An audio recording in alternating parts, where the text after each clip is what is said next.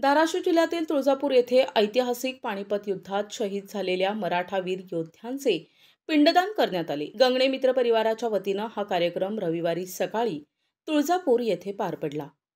आयोजक विजयकुमार गंगणे यांनी याबद्दल माहिती देताना सांगितले की पानिपतच्या युद्धात हौतात्म्य पत्करलेल्या हजारो योद्ध्यांच्या स्मृतींना अभिवादन म्हणून आम्ही हा विधी केला। शतकानुशतके प्रलंबित असलेली ही परंपरा पूर्णत्वास नेल्याचा आम्हाला आनंद आहे। यावेळी रामदास सरांशी, हरिभाऊ गवळी, शशिकांत इंगळे, आचार्य पांडे यांच्यासह अनेक मान्यवर उपस्थित होते।